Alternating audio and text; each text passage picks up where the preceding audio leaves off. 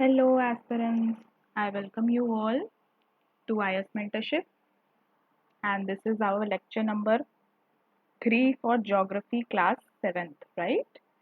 हमने अभी तक चैप्टर नंबर 1 और चैप्टर 2 कर लिया है. जो भी स्टूडेंट्स ने अभी तक देखा नहीं है तो please go and watch it before you see the chapter number 3 our changing अर्थ.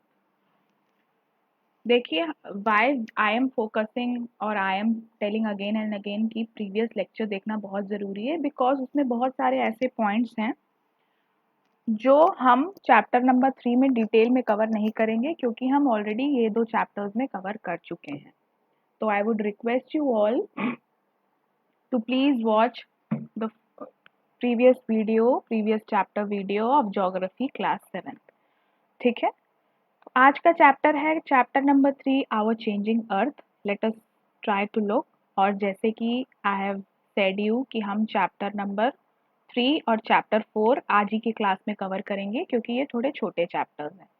जैसे जैसे फ्यूचर में चैप्टर की लेंथ बड़ी होती जाएगी, हम उसको बस एक ही क्लास में कन्वर्ट कर देंगे. Clear? Fine. So let us start with the lecture and try to understand what is actually being changed in the earth. अच्छा, मैंने आप लोगों को ऑलरेडी बताया कि जो हमारी अर्थ की क्रस्ट है that is composed of irregular plate. ठीक है, अलग अलग प्लेट से मिलकर बने हैं अर्थ की क्रस्ट. याद आया? मैंने आपको बताया था. और कोई कोई प्लेट में कॉन्टिनेंट्स हैं, कोई कोई प्लेट में ओशंस हैं. Okay, which carry continents and the ocean floor. और उसी को हम क्या बोलते हैं? Lithospheric plate. तो बेसिकली ये आपकी बड़ी सी लिथोस्फेरिक प्लेट है, उसमें आपके कुछ कॉन्टिनेंट्स हैं, कुछ आपके ओशंस हैं. ये आपको जानकारी में रखना है. These plates move very slowly. अच्छा, आप अर्थ पे आपको कभी फील हुआ है कि आप मूव कर रहे हो, but actually you are moving. The rate of movement is very slow, कि हमको पता नहीं चलता है. और देखिए कितना स्लो है, just few millimetres each year. और ये मूवमेंट हो क्यों रही है? क्योंकि हमारे अर्थ के अंदर मैंटल में मॉल्टन मैग्मा जो है, जो अच्छा, आप अगर अपने घर में किचन में पानी बॉईल करते हो तो आप देखते हो पार्टिकल्स जो है वो इधर उधर मूव करने लगते हैं, राइट? तो similarly because of the hot मॉल्टन magma inside the earth, ये प्लेट की मूवमेंट चल रही है. ठीक है, गॉट इट? अब आप इस पिक्चर को ग्लांस करिए. What do you see here? इधर आपको दिखेगा कि अर्थ के मूवमेंट में 2 फोर्सेस हैं, एंडोजेनिक, एक्सोजेनिक. ठीक है, एंडो का मतलब होता है अंदर, एक्सो का मतलब होता है बाहर.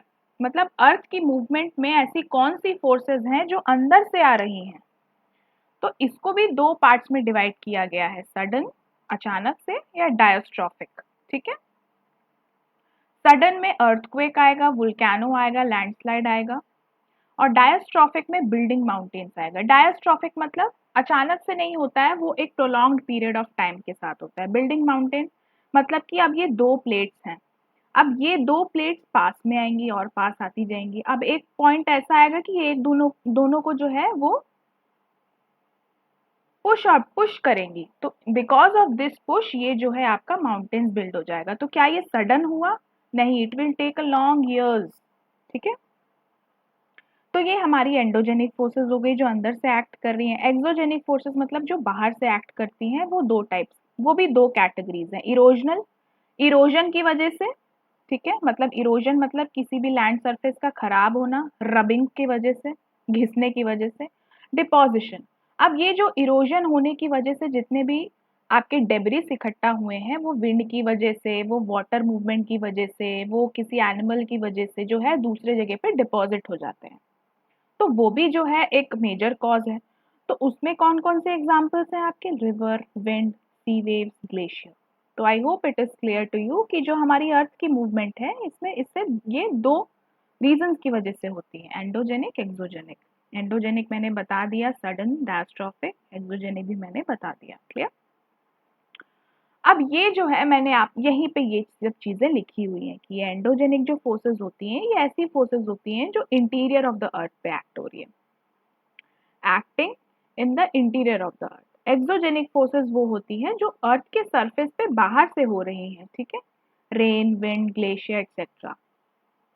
तो ये आपको जानना है. नेक्स्ट, अब हम पढ़ते हैं वोल्केनो के बारे में. वोल्केनो आप लोगों को पता ही है मोटा माटी की वोल्केनो बेसिकली होता क्या है।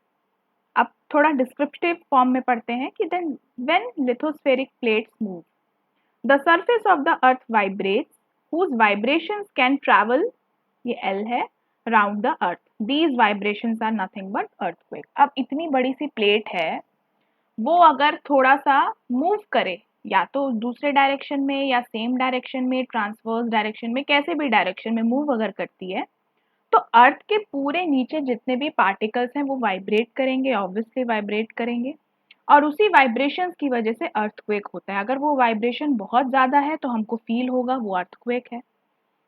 ज़रूरी थोड़ी ना है कि हर अर्थक्वेक जो है वो बहुत ज़्यादा नुकसान पहुंचाएगी ही।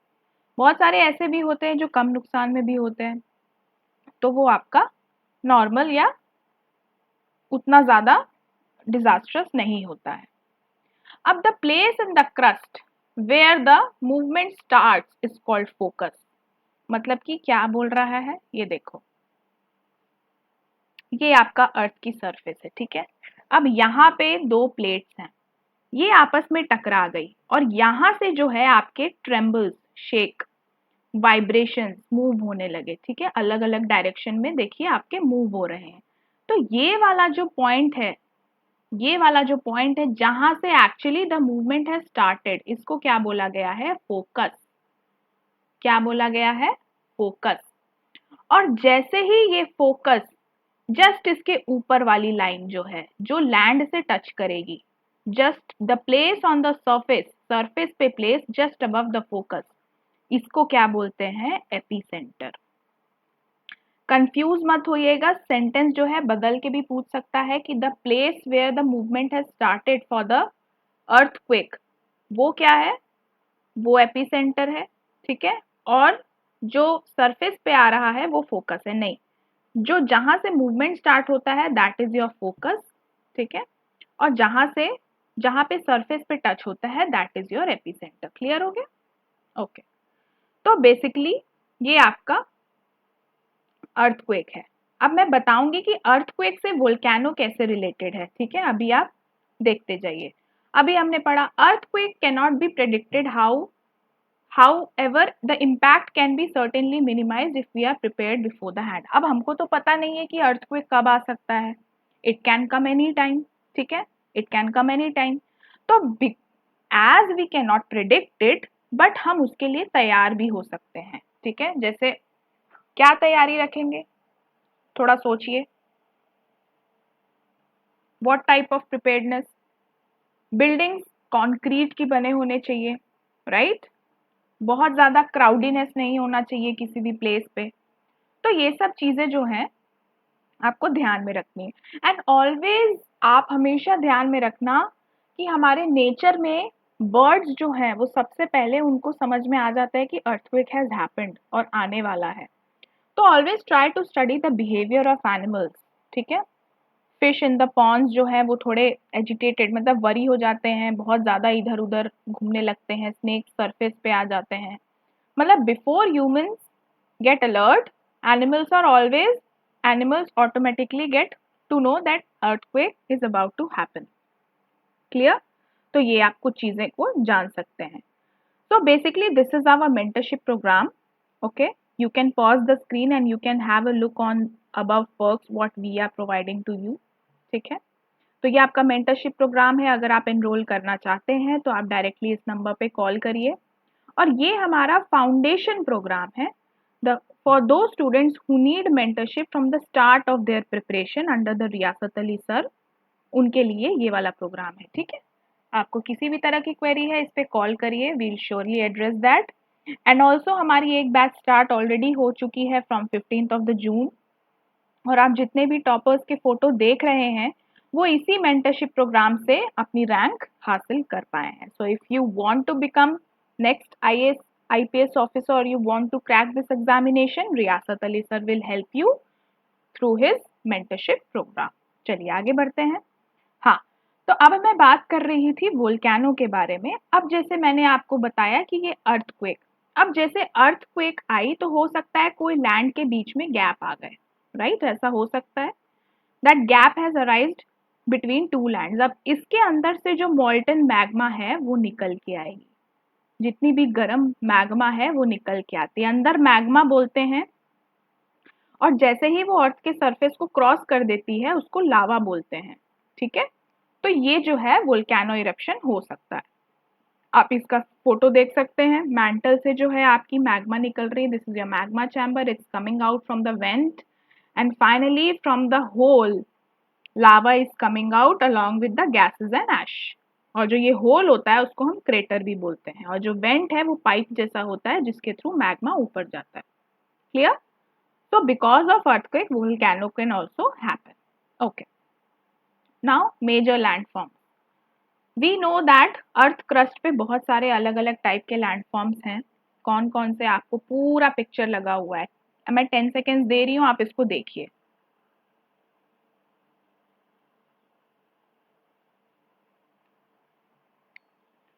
तो आर्चिपेलागो देखा होगा, desert, lake, continent, mountain, volcano etcetera. Okay, basically the formation of landform is a continuously worn away by two processes. पहले तो जो लैंडस्केप बना हुआ है वो बना है, लेकिन वो जो है वॉन, वॉन का मतलब खराबी आ जाना, दो तरह से होता है, या उसमें चेंजेस आ जाना। बिकॉज ऑफ वेदरिंग, वेदरिंग का मतलब क्या होता है, it's a breaking of rock on the earth surface. जितने भी पत्थर हैं अगर वो अर्थ सरफेस पे जो है अगर वो टूट जाते हैं तो उसको वेदरिंग बोलते हैं। This can happen because of wind. अब विंड से कैसे मैम? विंड की वजह से पत्थर इधर उधर मूव करते हैं, टकराते हैं, बिकॉज ऑफ दैट स्ट्राइक वो टूट जाते हैं।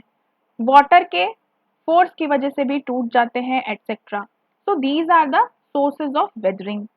अब वेदरिंग के अलावा लैंड किससे खराब होती है? इरोजन से। It's a wearing away of the landscape by different agents like water, wind and ice.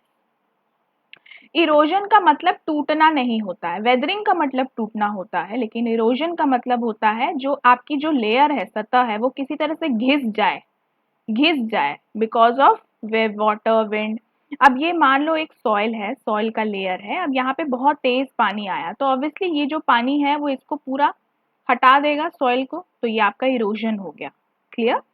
So I hope you are clear with the two words which is given there, weathering and erosion.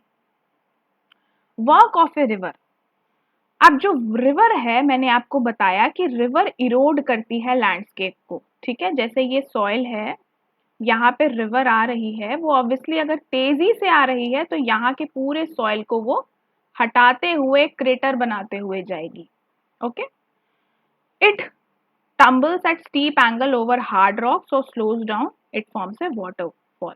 अब यहाँ पे आपका आपका river है, ठीक है, यहाँ से आपकी रिवर है, यहाँ पे सडन स्टीप स्लोप है, और यहाँ पे जितने भी पत्थर हैं, यहाँ पे जितने भी पत्थर हैं वो इस पे फॉल करेगी रिवर, वेदरिंग होगा, पत्थर टूटेंगे, because the force of water from such a great height is very high, powerful. तो ये एक वाटरफॉल की तरह भी दिखता है। ठीक है, अब रिवर नीचे आ गई, ठीक है, आप देखते हो रिवर नीचे आ गई, उसके बाद वो ऐसे ऐसे ऐसे चलेगी, इसी को हम मियांडर्स बोलते हैं। आप फिगर में भी देख सकते हो, देखिए यहाँ से पहाड़ों से पानी आ रहा है और फिर डिस्ट्रीब्यूट हो जा रहा है जैसे ही वो प्लेन एरिया में आ रही है। देखो पहले तो स्टीप एरिया में फॉल हो रही थी, ऊपर से नीचे माउंटेन है आपका, है ना, अब वो माउंटेन से गिरने के बाद एक प्लेन एरिया में चली गई, तो उसके बाद ये मियांडरिंग करने लगी। अब क्या होता है, अब ध्यान दीजिए, अब इतना ज्यादा मियांडरिंग हो जाता है, इतना ज्यादा घूम जाती है रिवर कि कुछ जो पार्ट होता है वो अलग हो जाता है। अब ये अलग हो गई, ठीक है, अगर आपको फिर से नहीं समझ में आया तो आप फिर से जरा ध्यान दीजिए इधर। ये आपकी रिवर मियांडर कर रही है, मियांडर कर रही है, ऐसा होता है कि कभी कभी इतना ज्यादा मियांडर कर देती है कि एक पार्ट रिवर का कट ऑफ हो जाता है और ये छोटा सा पार्ट बच जाता है, इसमें पानी भरा हुआ रह जाता है, तो इसको क्या बोलते हैं, ऑक्सबो लेक। ठीक है, due to continuous erosion deposition along the side of meander, meandering की वजह से इतना ज्यादा टर्न हो जाती है रिवर कि वो कट ऑफ हो जाती है मेन रिवर से और वो ऑक्सबो लेक बना लेती है। अब अपने बैंक्स पे फ्लो होती है और उसके बाद अपने नेबरिंग एरिया में फ्लडिंग पूरा भर देती है, देखो आप ऐसे, ठीक है ना, पूरा वो कवर कर लेती है area. So this is a work of river. Clear, understood? अब ये जो फ्लडिंग है वो डिपोजिशन क्रिएट करेगी, जितना भी पहाड़ों से रिवर लेके आई है सेडिमेंट्स वो कहाँ पे, पूरा इसी एरिया पे जो है वो छोड़ देगी, ठीक है। Sediments along the bank which lead to the formation of flat fertile flood plain. ये एग्रीकल्चर के लिए बहुत ही अच्छा है, it's a good for agriculture. क्यों? क्योंकि यहाँ पे बहुत सारे मिनरल्स मिलेंगे आपको, प्रॉपर सॉइल मिलेगा आपको, ठीक है, इसलिए। अब raised banks are called levees, levees भी बोलते हैं, ठीक है, क्लियर। रेज्ड बैंक्स को क्या बोलते हैं? लीवीज बोलते हैं। As the river approaches the sea, the speed of the flowing river decreases and river begins to break up। ये मैंने आपको बताया था। ये जैसे ही रिवर जो है वो एकदम प्लेन एरिया में आती है वो धीरे हो जाती है as compare to mountain. Mountain से तो बहुत ही स्पीड में आती है, लेकिन जैसे ही प्लेन एरिया में आ गई वो धीरे होते होते क्या हो जाता है, वो बिखरने लगती है, उसकी डिस्ट्रीब्यूटरीज आने लगती हैं, उससे निकलने वाली छोटी छोटी नदियां बनने लगती हैं, स्ट्रीम्स बनने लगती हैं, इसी को हम बोलते हैं डिस्ट्रीब्यूटरीज। क्लियर हो गई चीजें? ओके। अब रिवर इतना ज्यादा स्लो हो जाती है कि वो जितना भी अपने अपने अंदर कंकड़ पत्थर ईटा गिट्टी जितना भी जो सेडिमेंट्स रखी हुई है वो उसको डिपॉजिट कर देती है, और ये जो डिपॉजिट कर देती है वो इस एरिया में करती है, और यही एरिया को क्या बोलते हैं हम? Delta. This is nothing but your delta. Clear हो गई? यही डेल्टा है, द कलेक्शन ऑफ सेडिमेंट, सारे माउथ से, सारे डिस्ट्रीब्यूटरीज से। Okay, I hope you understood it. Confirm? Okay. Work of sea waves के बारे में भी पढ़ लेते हैं हम।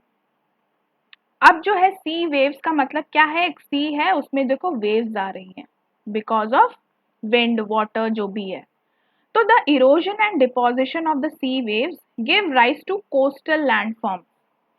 कोस्ट के पास जितने भी लैंडफॉर्म्स है, जैसे बीच है, बीच का बनावट किस पे डिपेंड करता है? सी पे। अगर सी का पानी बहुत ज्यादा होगा तो बीच का एरिया कम होगा क्योंकि वो पानी से घिर चुका है। Okay. Sea waves continuously strike at the rock, क्योंकि सी जो वेव्स होते हैं वो कंटिन्यूसली आती रहती है क्योंकि हवाएं लगातार चलती रहती हैं, और क्रैक्स आ जाते हैं and they become large and wider. Clear? Thus the hollow like caves are formed on the rocks which are called sea caves। अब यहाँ पे जैसे पत्थर है, ठीक है, ध्यान दीजिए, यहाँ पे पत्थर है, अब पत्थर पे आके टकराइए रिवर बहुत तेजी से, तो क्या हो गया? ये पत्थर का एरिया ऐसा हो गया, कुछ थोड़ा सा होल हो गया। आप सोचोगे मैम इतना ज्यादा पावरफुल कि पत्थर को ही तोड़ दे? Yes, so much power river has. अब फिर से टकराई रिवर, तो ये क्या हो गया? ऐसा कुछ पत्थर बन गया। तो धीरे धीरे ये प्रोसेस के होते से सी केव बन जाता है, केव जैसा एक बन जाता है, ठीक है, इतना बड़ा सा। यहाँ पे फिर लोग आके they can settle down also. अब कुछ कुछ समय बाद इतना ज्यादा बड़े हो जाते हैं कि the roof of caves remains which results in the form of sea arches. अब क्या हो जाता है? अब देखिए क्या होता है। अब क्या होता है, यहाँ पे स्पेस है क्या? Let me check. नीचे है, चलो छोड़ो। हाँ, नाउ ये आपका ऐसे आपका सी केव बन गया, ठीक है। अब फिर भी लगातार रिवर उसको हिट कर ही रही है, तो अब क्या हो रहा है? अब बस जो है आपका ऊपर की आर्क बच जाता है और रिवर जो है वो नीचे से निकल जाती है, इतना पावरफुल, मतलब उसको पूरा छेद करके वो होल बना के निकल जाती है, उसी को क्या बोलते हैं? सी आर्चेस। फिर से इरोजन होता है और फिर से ये बस एक ऊपर की वो बच जाता है, वॉल बच जाती है, ठीक है, आर्च भी नहीं बन जाता है, तो इसको हम स्टैक्स बोलते हैं। तो मतलब आप प्रोसेस समझिए, पहले बन रहा है आपका सी केव, उसके बाद सी आर्चेस, फिर stacks, sea cave, sea arches and फिर स्टैक्स। क्लियर? अब द स्टीपी रॉक्स, अब देखो अब क्या हो रहा है, the steepy rocks coast rising almost vertically above the sea water, उसको हम सी क्लिफ बोलते हैं। क्या है सी क्लिफ? आपने कभी कभी देखा होगा कि बहुत बड़े बड़े पत्थर जो है ऐसा यहाँ पे ऐसे खड़े हैं और यहाँ पे नीचे पानी है, तो यहाँ पे आप खड़े होके थोड़ा फोटो वोटो खिंचाना चाहते हैं, तो ये है सी क्लिफ।